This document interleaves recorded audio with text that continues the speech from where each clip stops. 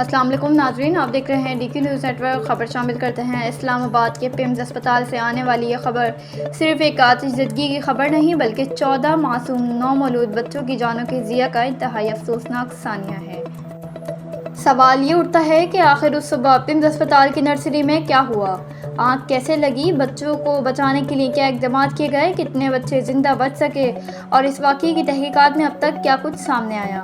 آئیے شروع سے پوری صورتحال آسان الفاظ میں سمجھتے ہیں۔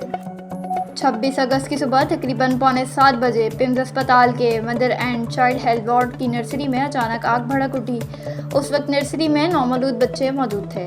ابتدائی طور پر ریسکیو ذرائع کی جانب سے 15 بچوں کے جاں بحق ہونے کی اطلاع سامنے آئی ہے، تاہم بعد میں پیمز انتظامیہ کی جانب سے بتایا گیا کہ 14 نومولود بچے جاں بحق ہو گئے، جبکہ ایک بچی کو زندہ ریسکیو کر لیا گیا۔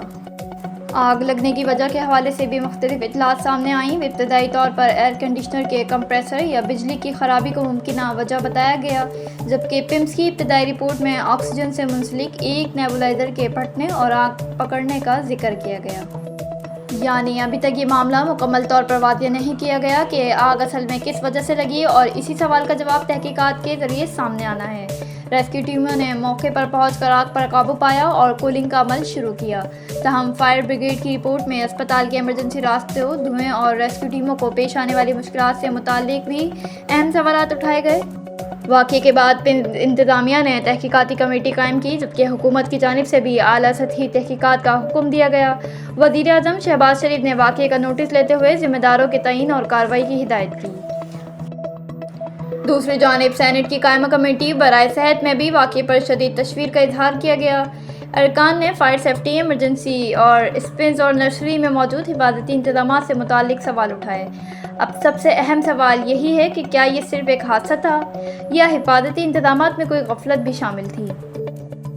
یہ بات تحقیقات مکمل ہونے کے بعد ہی واضح ہوگی، لیکن اس ثانیے کا سب سے دردناک پہلو یہ ہے کہ 14 نومولود اپنی زندگی شروع ہونے سے پہلے ہی دنیا سے چلے گئے، جبکہ ایک ننھی بچی کو زندگی کی ایک نئی امید مل گئی۔ یہ واقعہ صرف متاثرہ خاندانوں کا نہیں بلکہ ہمارے پورے اسپتال نظام کے لیے ایک بڑا سوال ہے کہ نومولود بچوں جیسے انتہائی حساس مریضوں کے لیے فائر سیفٹی اور ایمرجنسی نظام کس حد تک محفوظ اور مؤثر ہے۔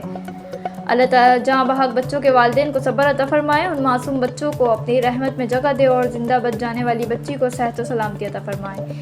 اسی سلسلے میں مزید جاننے کے لیے دیکھتے رہیے DQ نیوز نیٹ ورک۔ شکریہ۔